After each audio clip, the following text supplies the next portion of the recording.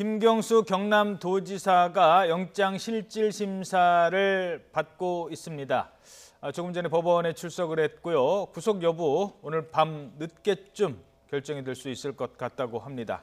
자, 김경수 지사 그리고 특검의 이 조직의 명운을 건 벼랑 끝 승부, 과연 그 결론이 어떻게 내려질지요. 주은호 YTN 해설위원 김성환 시사평론가와 함께 정치권 이슈 짚어봅니다. 안녕하십니까? 네, 안녕하세요. 일단 쟁점은 지금 조영선 기자가 정리를 했기 때문에 더 이상 뭐 따로 정리를 안 해도 될 것 같고요. 결국 이 구속 여부가 조직의 운명을 건 특검 그리고 정치 생명을 건 김경수 지사, 이 두 사람의 어떤 운명을 결정할 수 있을까요? 굉장히 중요한 오늘 하루입니다. 특검으로서는 이제 그 특검의 수사 기간이 25일이면 종료가 되거든요.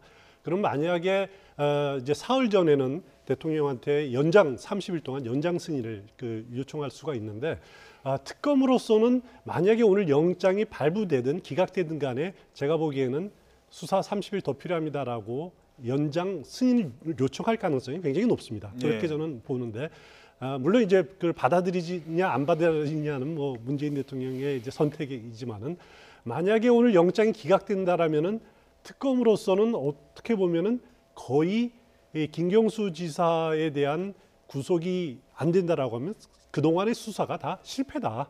뭐 사실 그렇게 결론이 내려지는 거거든요. 그렇기 때문에 그렇죠. 특검으로서는 사실 특검 무용론이 나올 가능성이기 때문에 치명상을 입을 겁니다. 하지만 만약에 영장이 발부가 된다라면은 특검으로서는 상당히 힘을 얻을 수가 있는 거고요. 그리고 반면에 김경수 지사로서는 차기 대권 주자 반열에 올랐다라고 평가를 받고 있는데 정치 생명이 굉장히 큰 타격을 받을 수밖에 없는 지금 아주 중대한 선택의 양자 간의 기로에 놓여 있는 상황입니다. 예, 정치적 파장도 만만치 않을 것 같은데 어떻게 보십니까? 그럴 수밖에 없겠죠. 아무래도 이제 방금 전에 말씀하셨던 것처럼 구속영장이 기각이 됐을 때에는 특검이 그동안 뭐 했느냐 이런 반발이 일어날 수밖에 없는 것이죠. 더군다나 특검이 지금 구속영장을 청구할 때 넣었던 혐의를 보면, 그러니까 이번 특검이 가장 원래 특검이 발족한 어떤 목적이라는 게 선거에 영향을 미치기 위해서 댓글 여론 조작을 했다 이거였는데요. 지금 앞부분에 머리는 똑 떼져 있고 댓글 여론 조작을 통해서 네이버의 업무를 방해했다, 이 혐의만 지금 적용한 상태입니다. 근데 이것조차도 구속영장이 기각이 됐다는 얘기는 전체 이번 특검이 발족한 근본적인 취지 자체가 흔들린다라고 볼 수가 있기 때문에 굉장히 역풍을 맞을 가능성이 있고요. 당장 뭐 민주당 쪽에서 특검 이거 더 이상 뭐 수사기한 연장할 필요가 없다 이런 얘기가 나올 거고요. 만약에 구속영장이 발부가 되면 특검이 이 수사기한 연장을 요청을 할 경우에 그 연장을 승인해 줄 수밖에 없는 상황으로 내몰릴 가능성이 있고, 더군다나 특검이 그동안에 수사를 할 때 대선의 어떤 여론 조작이나 이런 것들이 있었다고 하는 것은 선거법상 공소시효가 지나서 지금 이제 구속영장이나 이런 부분에 기재가 되지 못했던 측면이 있거든요. 그렇죠. 이번에 이제 기재가 될 부분은 만약에 선거에 개입했다고 하면 지방선거를 도와달라고 하는 명목으로 개입했다 이렇게 얘기가 들어갈 텐데 당장 대선 부분까지도 불똥이 튀게 될 것이고, 그러면 문재인 대통령, 더군다나 더 나아가면 이 문재인 정부의 정통성에 관한 문제까지도 건드려질 수 있기 때문에 파장이 이제 커질 수밖에 없을 것 같습니다. 물론 구속 여부가 유무죄를 결정하는 건 아닙니다만 오늘 밤이 중요한 고비가 될 것 같습니다. 다음 주제로 넘어가 보도록 하겠습니다. 문재인 대통령이 어제 여야 원내대표들과 오찬 회동을 가졌죠. 뭐 오색 비빔밥을 먹었다고요? 그렇습니다.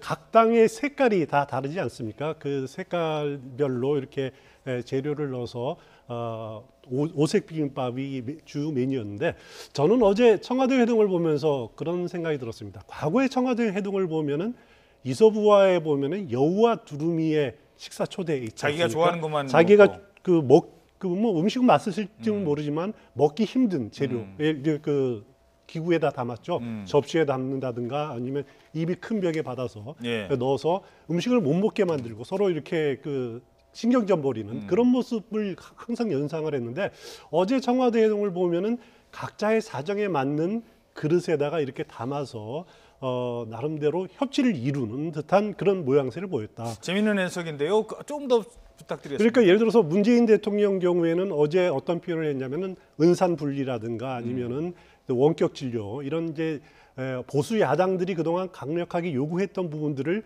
제한적이나마 수용하는 그런 태도를 보였습니다. 예. 반면에 김성태 원내대표 경우에는 자유한국당 원내대표 경우에는 그동안에 자유한국당이 한반도 평화 문제에 대해서 위장 평화쇼라고 이렇게 그렇죠. 아주 그냥 강력하게 반대를 해왔지 않습니까? 예. 하지만은 어제 합의문을 보면은 남북 정상회담을 적극적으로 지원한다, 지지한다라는 그런 표현들이 또 들어가 있거든요. 그렇죠. 그런 걸 보면은 서로 간의 입장에서 조금씩 양보를 하고 받아들일 수 있는 부분들을 받으려고 하는 그런 모습들을 보였다. 그래서 모처럼 더운데 시원한 그 청량제 같은 그런 느낌을 상당히 받았습니다. 게다가 한 가지 더 덧붙이자면 이 상설 협의체 이것도 구성하기로 합의를 했죠. 예, 상설협의체는 문재인 정부 들어서 초기부터 계속 요구를 해왔던 것인데 받아들여지지 않았죠. 어떻게 보면 이것이 여야 정 간의 협치의 상징, 협치를 제대로 가동할 수 있는 정책적인 제도적인 장치였던 거죠. 예. 그것이 11월 그 대통령이 내년 예산안을 제출하고 시정연설을 하게 되는데 그 이후에 한번 이제 또 다시 열리기로 돼 있습니다. 그리고 분기마다 정례화하기로 합의를 했습니다. 물론 그 제대로 가동되느냐 거기에 대해서는 또 이제 그 세부적으로 들어가면은 아주 논란이 많을 거지만은 그래도 큰 틀에서 이런 합의가 이루어졌다는 것이 우리 정치가 상당히 진보하고 있다, 발전하고 있다 이런 좋은 느낌을 받았습니다. 예. 자, 그리고 남북 관계와 관련된 얘기도 많이 나왔습니다. 문재인 대통령이 어제 판문점 선언에 대한 국회 비준 동의도 요청을 했습니다. 이 부분에 관련된 발언 직접 들어보시겠습니다. 지난번 4.17 판문점 선언에 대해서 국회에서 비준 동의를 해주신다면 평양에서 정상회담을 가질 때 훨씬 더 힘이 되지 않을까 그렇게 생각합니다.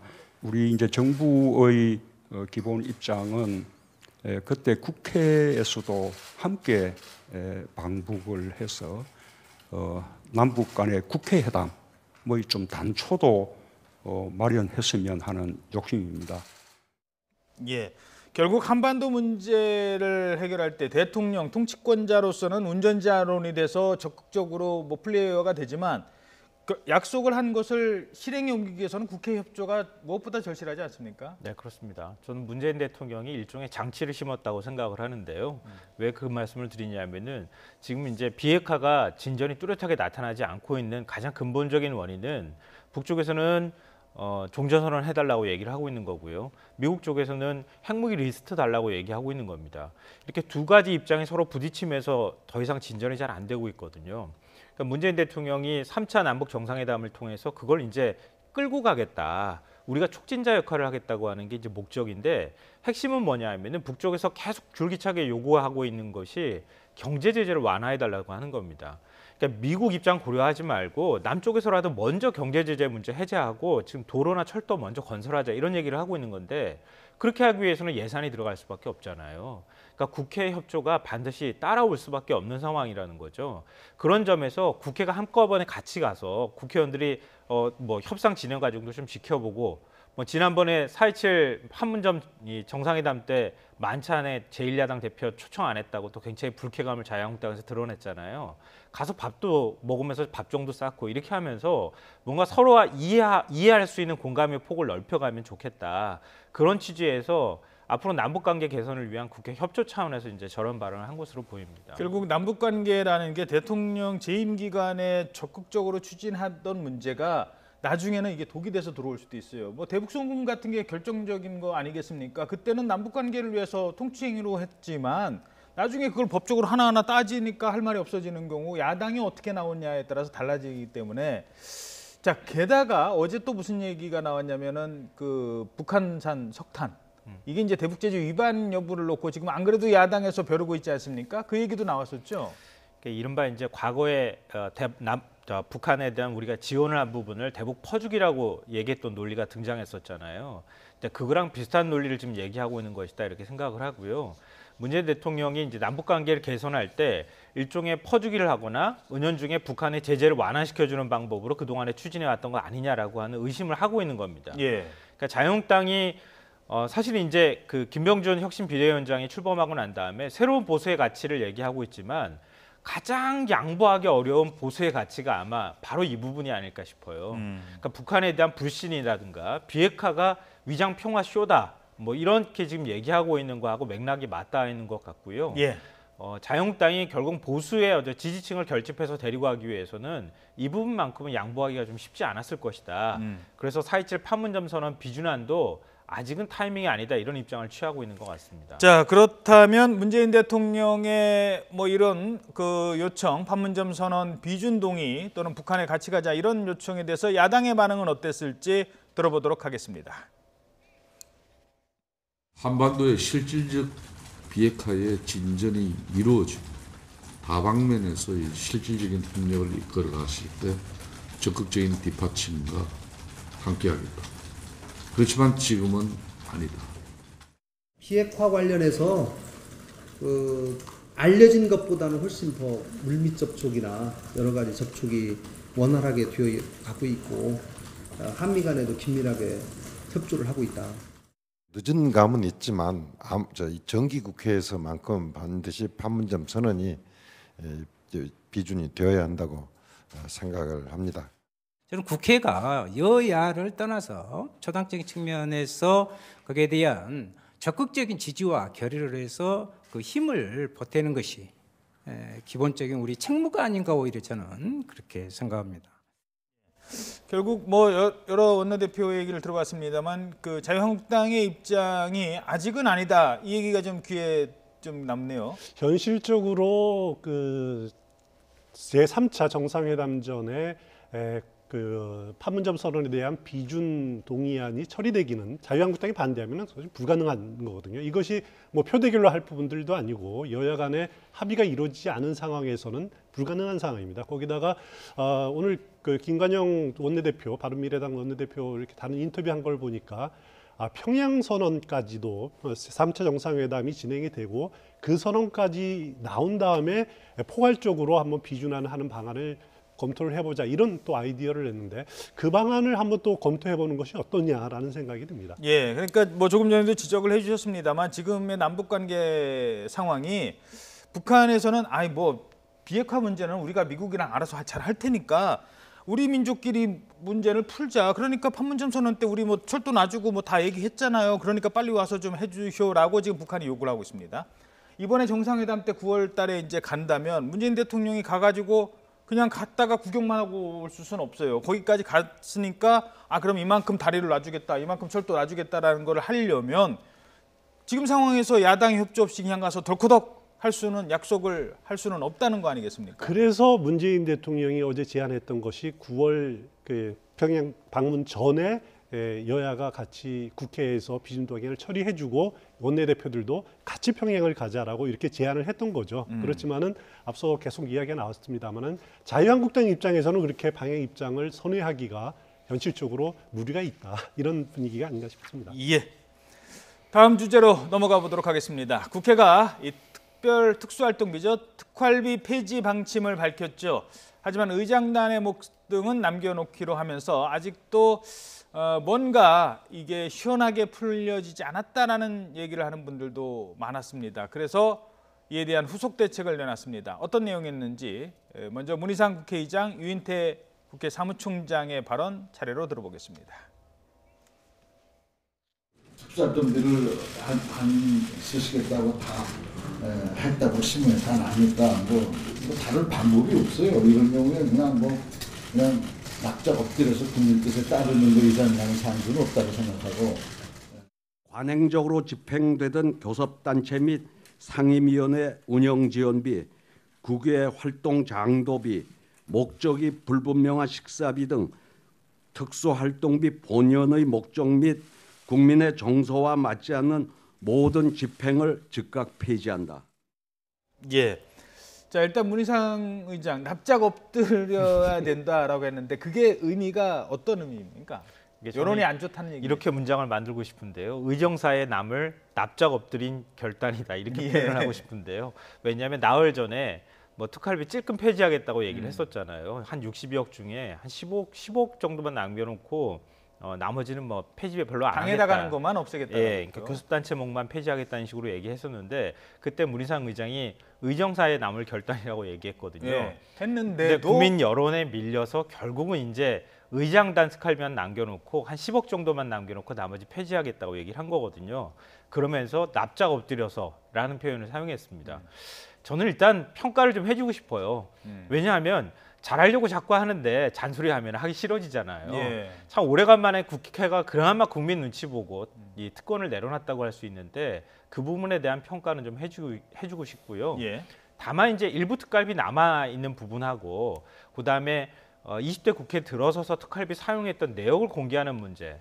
이건 좀 논란의 소지는 조금 있을 것 같습니다. 일단 지금 말씀하셨으니까 내역 공개하라는 건 판결 나왔잖아요. 네. 근데 우리 못 하겠습니다. 그래서 항소를 한다면서요. 그러면 소송을 이제 이 정도 됐으면 접어야 되는데 그 소송은 개촉한다고 하더라고요. 아니 이제 그건 접어야죠. 뭐 올해 시간을 조금 달라. 올해 거는 이제 올 연말쯤에 가가지고 공개하겠다 이런 식의 얘기를 하고 있는데요. 정리할 시간이 필요하다는 게 도대체 뭘 정리해야 된다는 건지 잘 모르겠어요. 저는 사용한 부분에 대해서 그 동안에 현금 나간 것들을 어떻게 해서든 정리를 좀 해보고 싶은 생각은 있는 것 같은데 뭐 쉽게 말씀드리면. 그동안에 사용한 건 눈 감아주세요. 이렇게 얘기하고 있는 거 아닌가 싶어요. 네, 이런 측면이 있습니다. 지난번에 대법원 판결 공개된 것은 2011년에 13년. 그거는 이제 특수활동비 공개하라고 그 소송 정보공개 소송이 들어와서 청구 소송이 들어와서 들어간 거고 이번에 들어간 2016년 6월부터 12월 것까지는 특수활동비뿐만 아니라 이 업무 추진비 또 의장단들의 국외 활동비 그리고 예비비 이런 것들을 다 포함하고 있습니다. 그렇기 때문에 국회 사무처 입장으로서는 특수활동비 같으면은 그것만 청구한 요청이라면 해줄 수도 있는데 다른 부분들이 있으니까 공개하기는 어려워서 항소할 수밖에 없는 거다라고 이야기를 하고 있습니다. 그래서 연말까지는 정리를 해서 특수활동비를 자진해서 공고를 하겠다라고 이렇게 표현을 하면서도 항소는 할 수밖에 없다. 라는 것이 국회 사무처의 입장입니다. 근데 사실 뭐 어제 상임위원장만 모였습니다만 저기에 상임위원장 다 나온 것도 아니에요. 그러니까 상임위원장 저 회의에 안 나온 분들도 있습니다. 그분들 얘기 들어보면 우리가 무슨 특수활동비 갖고 누구처럼 뭐 집에 있는 뭐 집사람 갖다 준 것도 아니고 나는 지금까지 특수활동비 정말 떳떳하게 썼다고 생각하는데 마치 죄인 취급하듯이 뭐 없애버려 이거에 대해서는 좀 반발을 할 수 있겠다라는 생각은 들어요. 그러니까 그동안에 좀 잘 썼으면 이런 문제가 없었을 텐데. 아니, 믿을 수 있었으면은 이런 얘기가 나오지도 않았죠. 애초부터 알아서 쓰십시오. 국민들도 그렇게 얘기하셨겠죠. 근데 그게 아니라 현찰로 주는 돈, 뭐 계좌로 들어가는 돈 이렇게 지금 구분되는데 그거 어디다 썼는지 아무도 증빙도 안 되고 알지를 못하는 거 아닙니까? 국회에서 확인하려고 해도 확인할 방법이 없는 거죠. 방금 전에 말씀하셨던 것처럼 업무 추진비 같은 경우에도 감사원에서 공개하라 그래도 지금 공개 제대로 안 하고 있잖아요. 예. 그러니까 그렇게 돈을 사용해 왔던 국회이기 때문에 지금 국민들이 투명하게 만들려고 요구를 하고 있는 것이죠. 하나만 더 짚어보죠. 국회가 이제 없앴습니다. 이 그 감독기관인 국회도 없었는데 그 밑에 있는 검찰, 경찰 뭐 이쪽 가만히 있기 좀 쉽지 않을 것 같아요. 그렇습니다. 우리나라 그 특수활동비 한 해 예산 전체가 뭐 숨어 있는 예산까지 해서 1조 좀 넘을 겁니다. 1조 많이 보기에는 1조 3천억까지라고 이렇게 보는데 물론 국정원 특수활동비는 좀 특이합니다. 조직 운영비까지 다 포함되어 있기 때문에 그렇지만 어차피 국회가 이제 자신의 특수활동비를 상당 부분 대부분 내려놨기 때문에 피감기관을 상대로 특수활동비가 제대로 집행이 되는지 제대로 편성이 됐는지 여기 감시 눈처리를 정말 면밀하게 할 수밖에 없는 거죠. 꼭 엄격하게 그 감시를 해야 될 본인들도 아마 그렇게 느끼고 있을 겁니다. 예, 알겠습니다. 자, 다음 주제로 넘어가 보도록 하겠습니다. 양승태 사법부와 박근혜 청와대의 재판 거래 의혹, 특히 일제 미쓰비시 강제징용 피해자들의 민사소송과 관련해서 김기춘 전 비서실장이 검찰 조사를 받았습니다. 그런데 아니 그 왜 만났어요? 법원행정처장 왜 만났습니까? 라고 하니까 박근혜 전 대통령의 지시에 따른 것이고 나는 만난 거 다 보고까지 했다라고 얘기를 하고 있습니다. 일단 이게 무슨 의미입니까? 그러니까 이게 이제 2013년 12월 무렵에 있었던 일입니다. 그 당시에 이제 전범기업을 상대로 해서 위안부 피해자들이 소송을 냈고 그래서 1억 원을 배상하라는 판결이 난 다음에 서울 고법까지 대법에서 파기가 돼서 서울 고법에서 이제 그 판결을 냈거든요. 근데 지금 5년째 지금 안 하고 있죠. 네, 이제 판결을 안 하고 있는데 재항고를 해야 되는 상황이 온 겁니다. 그럼 이걸 대법원이 어떻게 판단하는 게 좋을까? 이걸 가지고 일종의 대책회의를 열었다고 하는 거죠. 근데 왜 그 시점에서 굳이 위안부 판결을 못 내게 하느냐, 전원합의체 회부할 수 있도록 이렇게 다 모여가지고 상의까지 했느냐, 이 부분이 핵심일 것 같아요. 그러니까 왜냐하면 우리가 이제 알다시피 한일 위안부 합의는 2015년 연말에 있었거든요. 근데 지금 이 일은 2013년도입니다. 그러니까 박근혜 정부 들어서자마자 박근혜 대통령이 한일 관계 개선은 위안부 문제에 있어서 일본이 전향적인 태도를 취하지 않으면 없다. 개선 없다. 이렇게 선언을 하고 나왔거든요. 근데 당시 주일 대사가 이병기 전 비서실장이자 국정원장이었다는 겁니다. 근데 이병기 실장을 통해서 이 문제 이거 재판에 넘어가서 다시 일본을 자극하면 일본과 이 문제 풀기 어렵다 이런 식으로 보고를 했던 것 같아요. 그러니까 일본 측 여론을 봤더니 이거 재판 우리가 땅땅땅 내리면 일본과 우리가 상당히 안 좋아진다. 이런 보고는 이제 물론 일본 대사 입장에서는 할 수도 있었겠죠. 그러니까 한일 관계 개선을 해야 되는데 한일 관계 개선에 걸림돌이 된다. 이 문제를 어떻게 해서든 해결을 해야 된다라고 이 본국에 보고를 한 거죠.